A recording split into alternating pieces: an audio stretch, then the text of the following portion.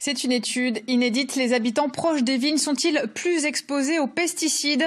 La Santé publique France et l'Agence nationale de sécurité sanitaire lancent leur enquête nationale. Les premiers résultats seront connus en 2024. Karine Pellat et Nathalie Fournis. Armel Benjawadou n'ose pas toujours étendre son linge à l'extérieur, car les vignes qui longent sa parcelle sont régulièrement traitées. Et elle s'inquiète des résidus de pesticides qu'elle pourrait respirer ou manipuler. La vigne est belle, sauf que effectivement, à certains moments, il y a des traitements qui sont voilà, la vigne est traitée, quoi. La vigne est traitée et il y a de nombreux traitements. Et en réalité, on n'en connaît pas, on ne sait pas par quoi et on ne sait pas ni par quoi ni comment et quelles sont les incidences sur notre santé. Comme elle, de nombreuses familles vivent à proximité immédiate de zones viticoles, une des cultures les plus traitées.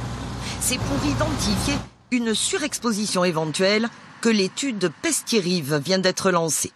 1500 adultes et 750 enfants vont être suivis durant plusieurs mois. Les résultats seront comparés à ceux d'un groupe témoin pour mesurer précisément de quelle façon ils sont exposés. Cette étude permettra de faire une photographie des expositions, et notamment des expositions internes, dans des dosages de pesticides dans les urines et dans les cheveux des participants riverains de viticulture. Aujourd'hui, on ne sait pas interpréter d'un point de vue sanitaire ce que signifient ces expositions. Est-ce qu'elles signifient un risque ou pas? Une simple photographie, c'est trop peu pour les associations de protection de l'environnement.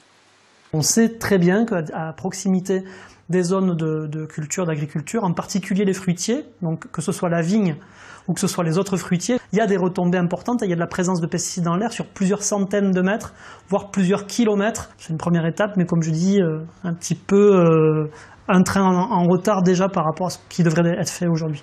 Les premiers résultats devraient être connus en 2024.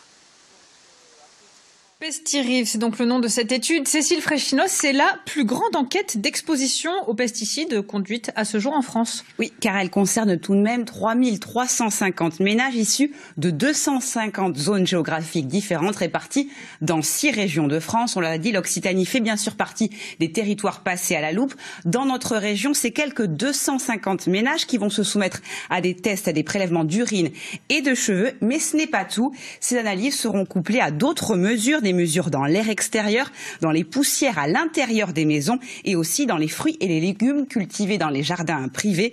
Au total, une cinquantaine de pesticides seront recherchés parmi les 400 autorisés en Europe. Alors Cécile, comment réagissent les viticulteurs? Alors dans le vignoble bordelais, ça grince déjà des dents. Le patron du Conseil interprofessionnel du vin de Bordeaux a fait savoir à la préfète de sa région que son organisation n'accompagnerait pas cette démarche, ni, dit-il, auprès des viticulteurs, ni auprès des maires des communes concernées. Une nouvelle qui pourrait compromettre l'étude Pestirive, puisque les viticulteurs sont censés communiquer leur calendrier d'épandage. Merci Cécile pour cet éclairage.